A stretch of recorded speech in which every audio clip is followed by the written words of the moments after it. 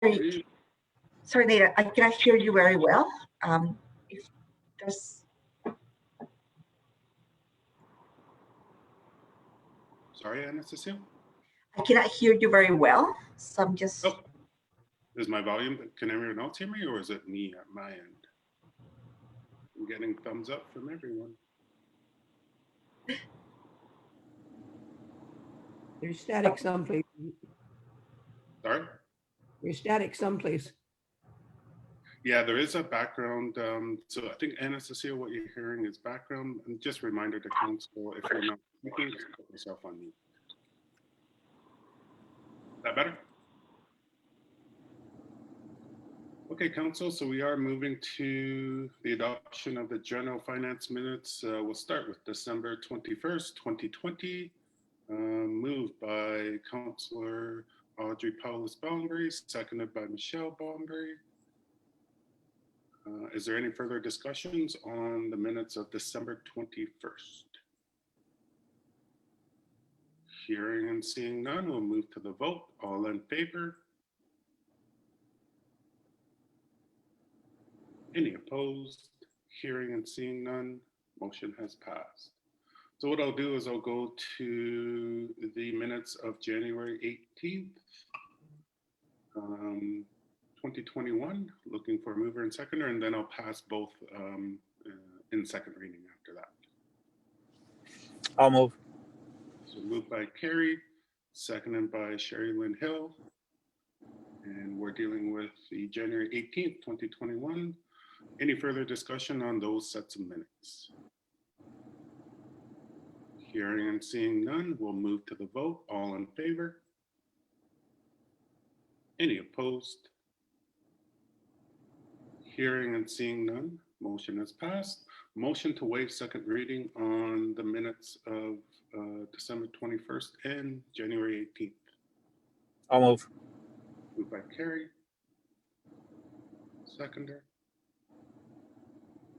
Second by Audrey. All in favor? Any opposed? Hearing and seeing none, motion has passed.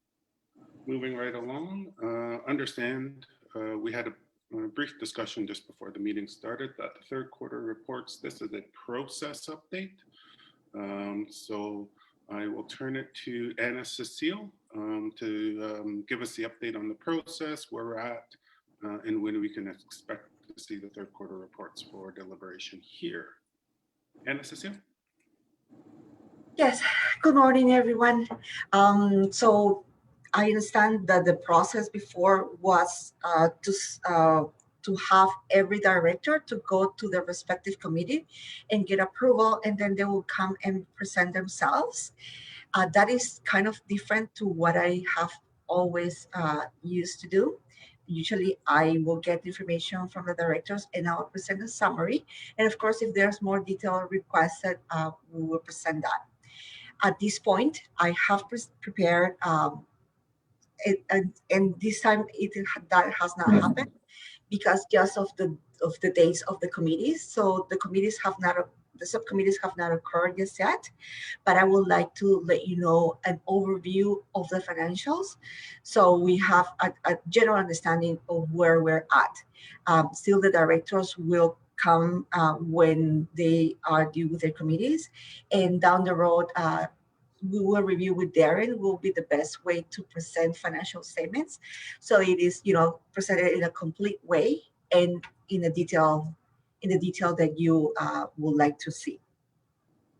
So right now I'm going to share my screen.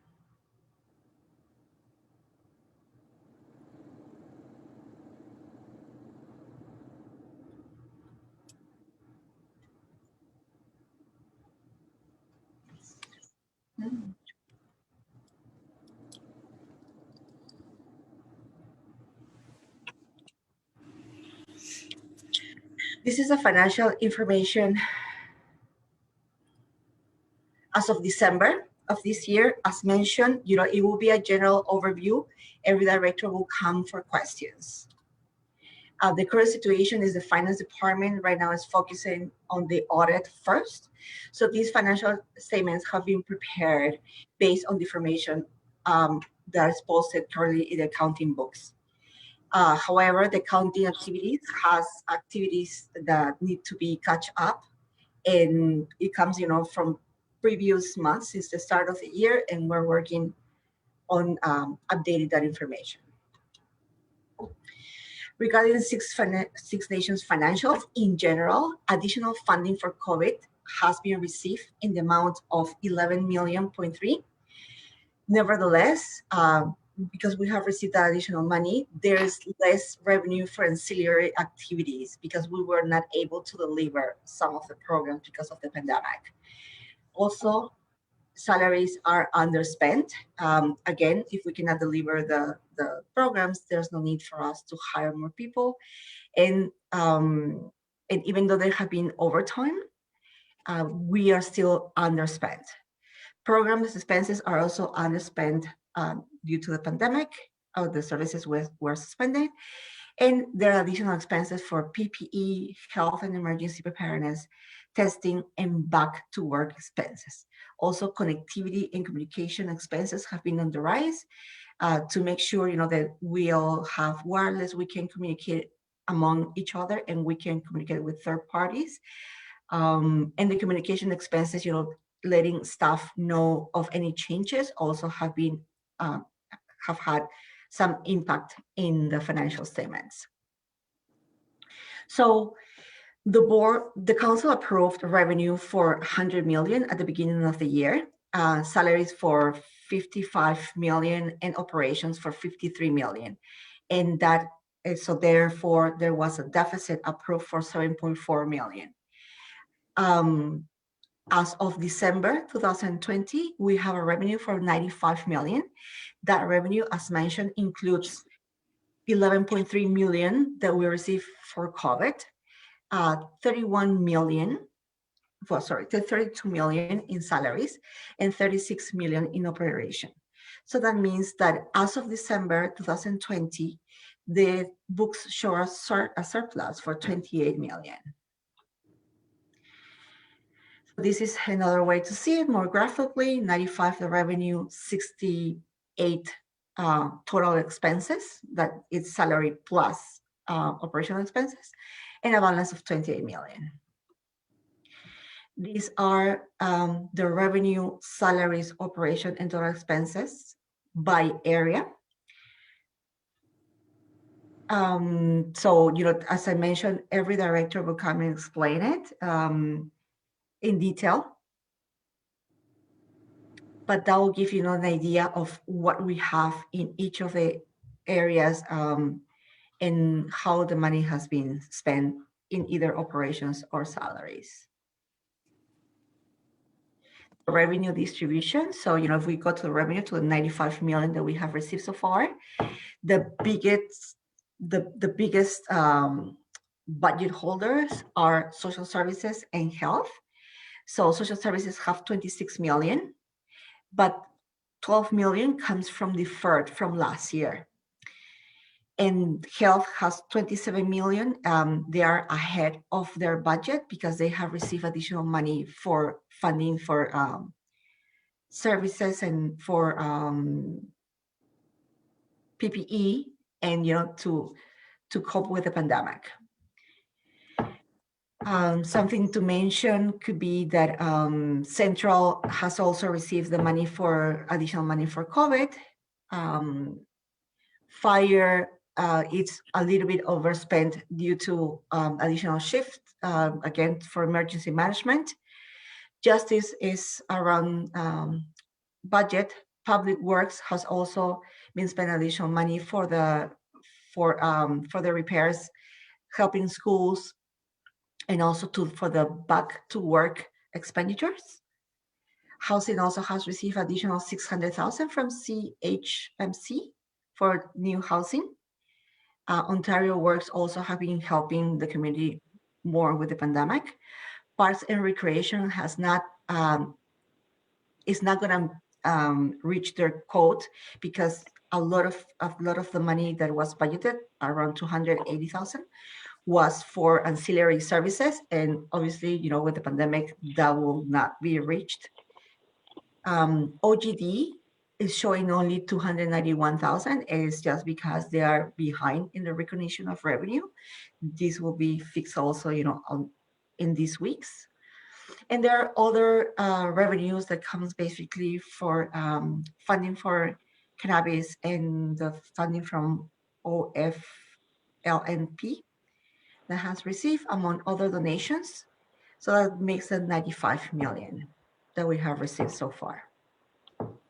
The distribution of the expenses, we have 36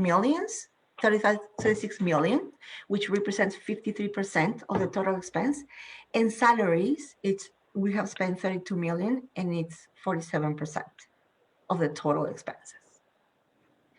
So that is in general what the consolidated financial statements for Six Nation. As mentioned, every director, once they get approval from their own committee, will come and present in detail. Thanks for that, Ana Cecile. So my understanding, and just clarification, I guess, before we get into the discussion, is we'll hold off on the motion or the recommendation of the financial reports until after that. Okay, thank you. Yes, please. Okay, so with that, I'm going to turn it over to see if council had any questions, comments as it relates to Ana Cecile's presentation. I see Wendy. So two things. If this is just a process update, I mean, why are we going to go through all of the reports? Because we're not moving on it. We're not doing anything with it. They're in process, right? What's one thing. The second piece is what I heard, and maybe I'm not a financial expert, but what I heard in looking at the overview of the deficit, going back to that 27 million and what the departments are doing, I don't think that's a clear picture from my perspective, and it's quite misleading because of the jurisdiction of the agreements and the funders. That 27 million is not total surplus unspent money that we can just utilize and put in other places because we are bound by those agreements and locked in. It would be helpful to see within your chart which one of those areas just end up being surplus money sent back because they can't be moved in other areas. So I think we need to have an accurate picture of that 27 million if we're reporting, especially in public meetings where it's going out to the community. So there's a very clear understanding of where we're sitting financially. And since I've been here at council, we've not received that very clear picture. So I'm really looking forward to it. And I mean, let me know if I've misinterpreted anything. Thanks. Yes. So thank you so much for your comments, Councillor. Like, you are perfectly on point. So what happened with those funds is some of those funds are tied to delivery of services, and some of them are not. So we're working. So what's happening is there's the ISC agreement. It's due to, we have a 5-year agreement that is due at the end of this March 2021. So we need to identify how much we have to return, if any. However, we're still working of minimizing that. We have also been in close contact with ISC representatives, and they have told us that they're working on seeing which funds can, even though the agreement is going to be done, which funds are going to be rolled over for next year. They don't have an update just yet. The last time I talked with them was at the beginning, mid last week. So that's why at this moment we cannot identify that. Now, additionally, we have the fact that we have to present financial reports for the last 5 years that have not been submitted. So we're working on that as well.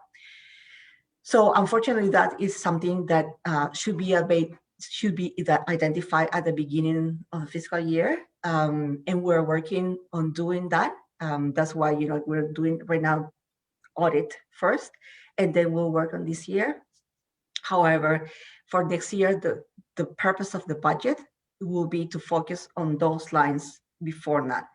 But due to the pandemic and due to the uncertainty of what ISC is going to recommend to return or to be rolled over to next year, at this moment, we cannot identify that.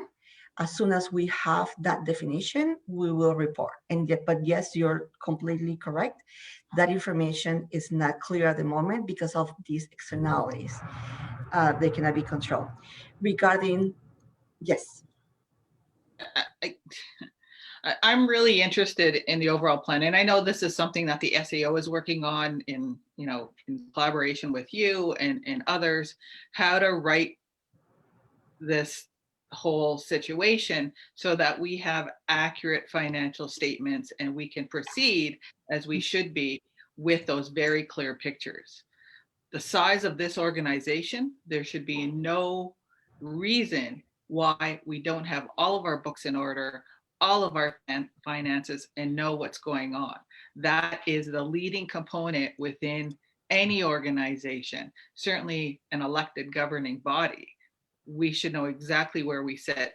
I guess in terms of your rationale or substantiation about not knowing what ISC is going to do or not knowing what other funders are going to do, those agreements are very clearly spelled out in terms of what can be done and what can't, right? So that should be the first step, and we should have a fairly accurate picture just on that. We can always go back and ask for things to move around and do those requests, but we should be able to pull from those agreements and know where we stand. So I guess I don't understand why we can't do that. I agree with you. As I mentioned before, at the beginning of the year, that identification was not done. So we're working on that for budget for next year. That is our first priority, to identify, those ones that are those monies that are strictly tied to delivery, and those that are not. Unfortunately, as I mentioned before, our focus at the moment has been the audit. We are hiring for additional directors. We are able to move forward with budget and wrap up this year. I fully agree with you. It should be more organized. Unfortunately, it has not been like that. We are doing everything in our power to close stages, because at the moment we're working with 3 fiscal years that are open. So the goal is, to close the audit so we can focus on how to address this year and, of course, how to address next one. But I completely agree with you. An organization of this size the information should be fully coded, and it's going to happen. It's just we're trying to catch up with previous years where that information was not there. Thanks, Ana Cecile, and thanks, Wendy, for the questions as well as the comments as it relates to how the information will be presented in future years and expectation of council going forward. I'm going to move forward. I do have additional hands up. I see Councillor Audrey Paulus-Palmer. Yes, good morning. My question had to do with the statement you made that the salaries are underspent and there's no need to hire more staff. So would you clarify that for me, please? Yes. So I didn't exactly say that there's no need to hire staff, because what has happened is, so let's say where there's no child care, or there's no let's say the arena was closed, so we didn't have to hire for those staff to cover because the service delivery was not there. We were not able to do it. However, there are other areas like the health department or child welfare where we do need staff, and this has put a strain on our staff because overtime was paid, and that causes the awareness in our staff. So there's a combination. There are some areas that we don't need to hire because the services were not, we could not provide it.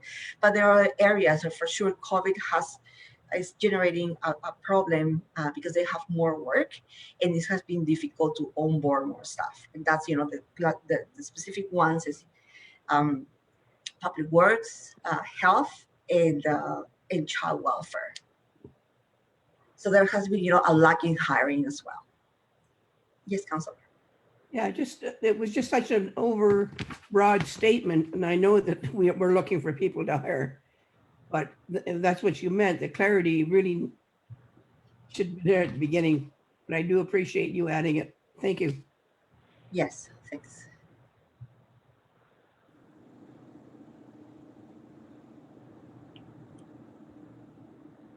Nathan, can I be in line? Yes, Melba, go ahead. Yeah, did I hear right when you mentioned that reports have not been submitted in the last 5 years? If I did hear right, do you know the reasoning for that? So one of the conditions to transfer, so there's a proposal of ISC to transfer into a 10-year agreement. The benefits of this 10-year agreement is that there will not be specific pots of money for several projects, and we can roll over the money to next fiscal year. The condition to go into that 10-year agreement is to have submitted the 5 last year special reports and all the reports to ISC. The person in ISC told me that it has not been done. The 2 last reports that were sent for fiscal year 18 and fiscal year 19 were rejected because they did not have enough information for them to understand the opening balance, how much it has been spent, and how much the closing balance was. I was asking her if she have an understanding why that wasn't done. She told me she wasn't clear on that, but the answers that she had before, because she was asking during those 5 years for those reports, is because we didn't have the obligation to submit them. I asked also internally to the people that are here, that are currently here, they have some understanding of what happened with those reports, and they don't have a clear picture that they were even asked for. So that's, like I asked, both sources. That's the answer that I got. Bottom line is we will have to submit them if we want to go to that 5-year agreement. That means, we have to open those years that were supposedly closed and prepare the reports for them. Thanks for that, Anna Cecile, and thanks for the question. Thank you. Melba. I'm going to go to Thank you. Thank you. chat. There was a comment in the chat, and basically the comment is in terms of the funding and as part of our process, community members asking us for consideration when we enter into these processes for any salary positions and any surplus within salary positions, that the money be directed into the education sector for greater support on that. So that's a comment coming from the community today as it relates to this discussion. But looking and appreciate that we've had some comments, questions, and there is work to be done in terms of tightening up not only the process, but also some of the work as it relates to the reporting. I'm going to go back to council to see if there's any more dialogue on this. Any questions, comments?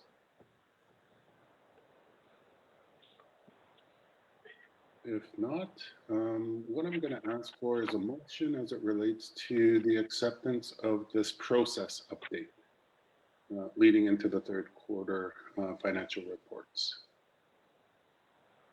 I'll motion that, Melba. Okay, moved by Melba, seconder.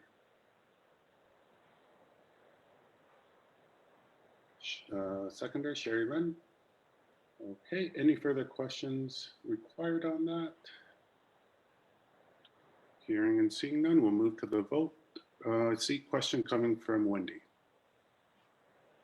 So what does this indicate? That we're accepting this as information? I mean, so that means that these have been provided, they've been entered, we receive them as information, even though they're incomplete reports. I don't understand why we would be even accepting it as information. I'm in the same boat. I was I was trying to get the process piece in there. we're accepting the process update. Okay, I wasn't accepting the information as it relates to anything consolidated. okay, perfect, thank you.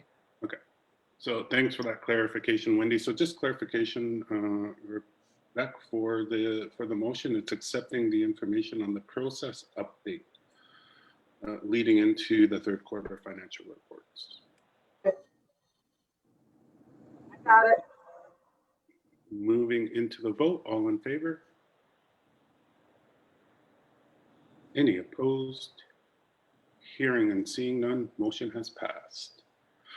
So the just leading back into our final update as it relates to the open agenda, Councillor Michelle Bombery, you were looking for a Language Commission financial update?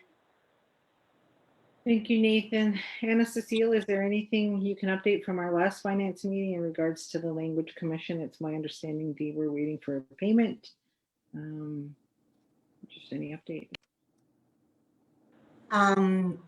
Sorry, I'll have to take a look to see what happened with that.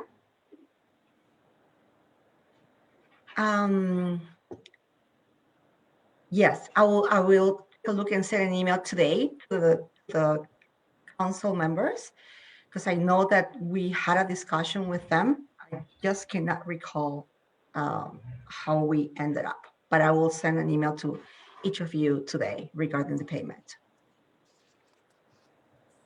Okay, you good with that, Joe? I'm seeing yes. Okay, so just in terms of follow-up, we will get an email from Anna Cecile today as it relates to that particular piece on the Language Commission.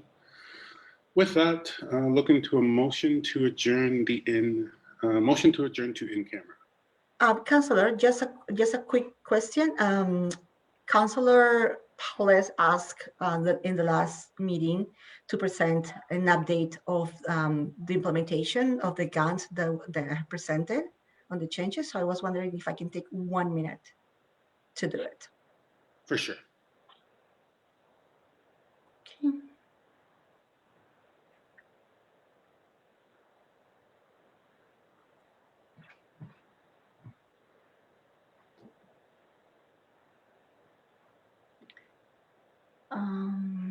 Sorry, can you see the screen with the picture? Yes.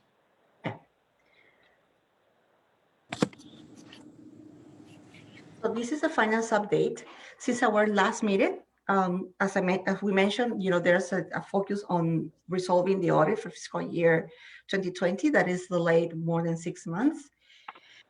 So we have completed and posted all the bank reconciliation, and that information has been sent to the auditors.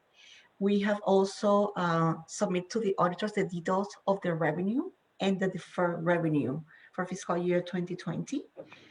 That allow us to determine how much money we have at the beginning of this year as well. And only minor items are pending, which is basically third-party financials. But that will not stop the auditors to start doing the work that they have. So we're on track with that. Then we're hiring a director of planning, financial planning and analysis. We have received 25 applications. I have seen 5 very nice resumes. And we also have the senior financial analyst posting that's still open and will close on Wednesday. Regarding the finance policy have been updated with the new expenditure limits that were approved last week. But reading through the documents, we also identify some other sections that need urgent update that are either not relevant anymore or are obsolete due to technology changes. So in both of the Gantt, we're on target, and I just want to let you know what activities have been since our last meeting. Thank you. For that, Anna Cecile, just looping back in, any questions? That pretty much spoke for itself though, so I appreciate the update. I see no further questions. So appreciate that, Anna Cecile, in terms of that particular update. And again, we look to a motion to adjourn. To in camera, moved by Michelle, seconder. Second call for a seconder to move to in camera. I see Sherry Lynn. All in favor? Any opposed? Hearing and seeing none, motion's carried. Also want to thank the community for attending this morning, and your questions and your feedback, always appreciated.